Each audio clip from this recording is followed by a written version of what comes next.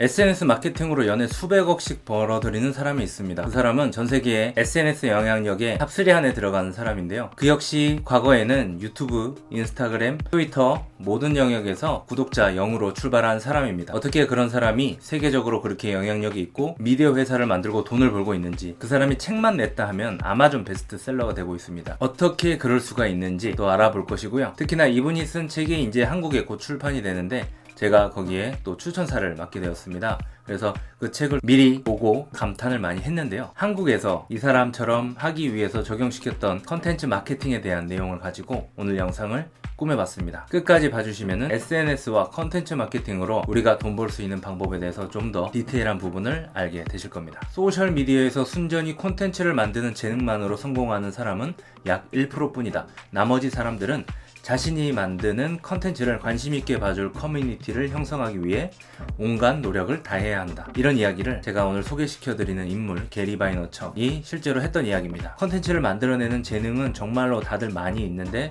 그들이 결국 돈을 못 벌어내는 이유는 커뮤니티 구축을 못한다 라는 그런 결론적인 이야기를 하고 있는데요. 제 유튜브에 관심을 가지는 분들은 분명히 컨텐츠 제작에 관심이 있는 분들일 것이고 컨텐츠를 바탕으로 사업을 키워나가려고 하는 분들이 분명히 많을 겁니다. 왜냐면 자본을 최대한 적게 들이면서 하기 위해서는 컨텐츠를 기반으로 해서 광고비를 적게 들여야 되고, 그리고 컨텐츠들이 인력을 대신해서 영업을 해와야 되기 때문입니다. 그래서 제가 컨텐츠 연금술사단이라는 것을 운영을 하면서 사람들에게 컨텐츠가 어떻게 영업사원처럼 돌아다니면서 돈을 벌 수 있는지 알려드리고 있는 것인데요. 오늘은 그래서 컨텐츠를 바탕으로 사업을 키우려고 하는 바로 당신에게 3가지 이야기를 들려드리려고 합니다.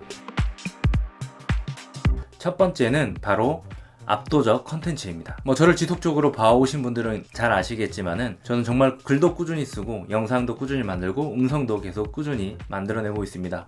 말 그대로 압도적인 컨텐츠를 만들어내야 된다는 겁니다. 보통 그런데 한두 달 열심히 하고 압도적인 컨텐츠를 만들어낸다라고 이렇게 착각하시는 분들이 계십니다. 그렇지 않고 이게 1년, 2년 장기간 간다라고 생각을 하고 컨텐츠를 만들어낼 그런 기획을 하고 그런 노하우들을 계속 생각을 해야 되거든요. 나한테 맞는 노하우를.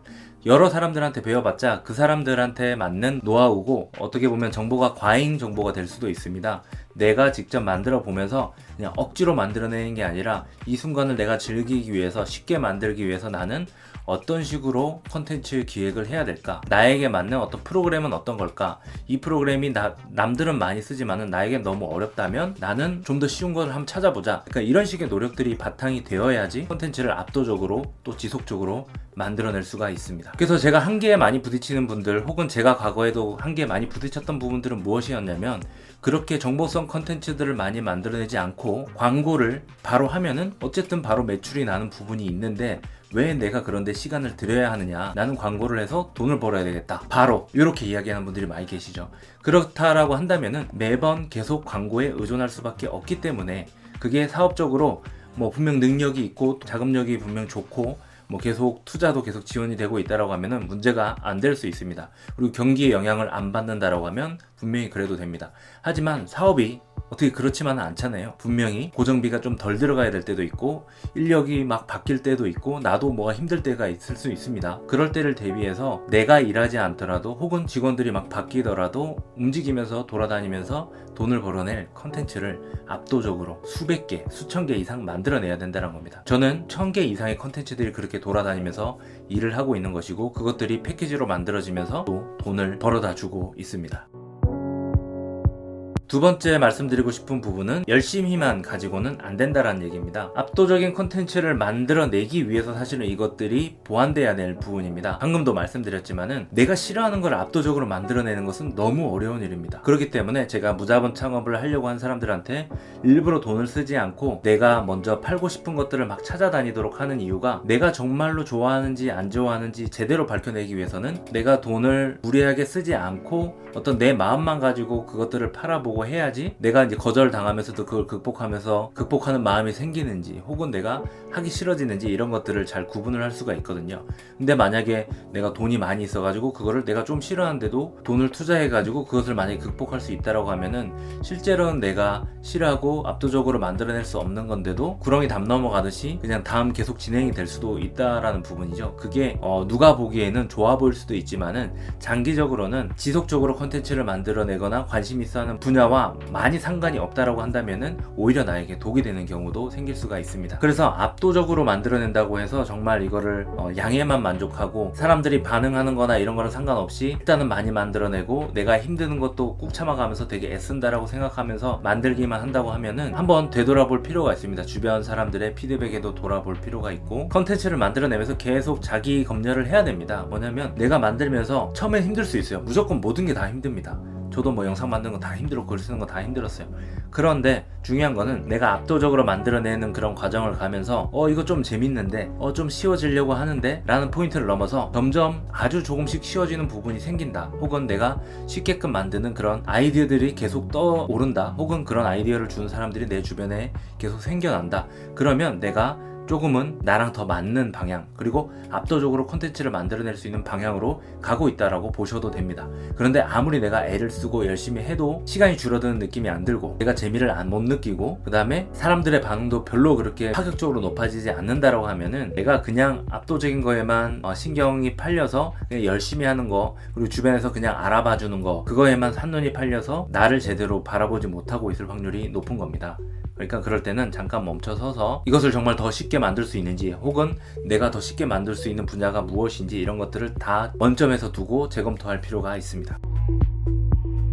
컨텐츠를 만들어내면 그게 바로 판매로 연결돼야 된다 라고 생각하시는 분들이 계십니다. 그렇게 되면 그게 이제 광고죠. 근데 광고에는 사람들이 더 이상 바로 반응하지 않는다라는 겁니다. 제 주변에도 제가 컨텐츠 마케팅을 하라고 했을 때 잘못 오해하는 분들이 마치 정보를 주는 것처럼 하면서 바로바로 판매를 유도하는 것을 오해하는 분들이 많이 계십니다. 그런 식으로 해서는 당연히 고객도 만족시키지 못하고 이것도 아니고 저것도 아닌 경우가 됩니다. 그래서 게리 바이너척이 했던 얘기가 잽잽잽 라이트 훅이라는 얘기가 있습니다. 잽은 뭐냐면 철저히 정보성 이야기를 잽으로 날려야 된다는 겁니다. 그리고 나중에 라이트 훅을 담은, 광고성, 판매성을 담은 라이트 훅은 4번에 한 번 정도 들어가야 된다는 거죠. 그래서 줄 때는 확실하게 줘야 된다는 거. 그래서 뭐 애매하게 주거나 추려서 주거나 이런 게 아니라 신청한 사람은 다 준다거나 뭐 이런 식으로 해서 최대한 많이 정보성 컨텐츠를 만들어내고, 압도적으로 컨텐츠를 만들어내야지만 그렇게 줄 게 많이 생기겠죠. 그래서 처음에 게리 바이너척이 했던 이야기처럼 컨텐츠를 가지고 바로 판매로 가는 게 아니라 컨텐츠에서 중간 단계로 커뮤니티를 구축하는 단계로 가서 거기 안에서 서로 교류하고 정보성 컨텐츠를 더 많이 교류하고 소통하고 댓글로 이야기 나누고 오해를 풀고 하면서 판매로 이어질 수 있다라고 이렇게 이야기하고 있습니다. 저도 그런 방식을 좋아하고 이게 분명히 맞다라고 생각을 하고요. 그리고 한국에서도 사업을 좀 잘 키워나가시는 분들이나 컨텐츠 마케팅을 하시는 분들은 반드시 자기만의 어떤 커뮤니티를 가지고 있고 그 안에서 고객들이 서로 이야기 나누고 서로 정보 소통을 하도록 하는데 많이 신경을 쓰고 있습니다. 우리가 잘 알고 있는 뭐 오픈 채팅방이라던가 밴드라던가 네이버 카페라던가 이런 것들이 바로 그런 커뮤니티의 장이 될 수가 있을 겁니다. 정리하자면은 우리가 압도적인 컨텐츠를 만들어내야 되는데, 그렇게 만들어내기 위해서는 정말 내가 좋아하는 방식의 사업, 좋아하는 아이템이어야만 그런 식의 컨텐츠를 많이 압도적으로 만들어내고 장기적으로 만들어낼 수 있다. 그러기 위해서 우리는 무자본 창업을 통해 가지고 내가 정말로 좋아하는 방향을 여러 실험을 통해 가지고 알아차려야 된다. 그리고 내가 만들어내는 컨텐츠를 가지고 바로 판매로 유도하는 게 아니라 그 컨텐츠를 받아보고 소통하는 사람들이 머물고 잘 놀기 좋은 그런 커뮤니티를 구축해야 된다. 그 이후에 자연스럽게 판매로 이어지는 라이트 훅이 들어가야 된다. 이런 이야기를 좀 드릴 수가 있습니다. 3월에 곧 책이 나올 텐데요. 아마존에서는 이미 뭐 베스트셀러 1위 찍었던 책입니다. 저도 추천사를 썼고 굉장히 재밌게 봤고, 그 안에 나오는 사례들도 너무나 제가 좋아하는 분들, 여러 유명한 마케터의 이야기들도 나오더라고요. 저는 이분을 보면서 한국에서 많이 연구하고 실험하고 이제 몇 년 전부터 그런 도전을 해왔지만은 아직 한국에는 많이 알려지지 않았기 때문에 제가 추천사도 쓰고 이렇게 좀 알릴 수 있는 기회가 생겨서 너무나 영광으로 생각하고, 또 다음에 또 기회가 있으면은 더 좋은 소식으로 또 전해드리도록 하겠습니다. 다음 영상 또 기대해 주시고, 오늘 영상이 인사이트 한 줌 드렸다면은 주변에 추천도 해주시고 구독도 해주시고, 내용에 대해서 궁금한 점이나 의견이 있다라고 한다면은 자유롭게 댓글로 달아주시면은 제가 또 반응하도록 하겠습니다. 여러분 다음에 또 뵙겠습니다. 감사합니다.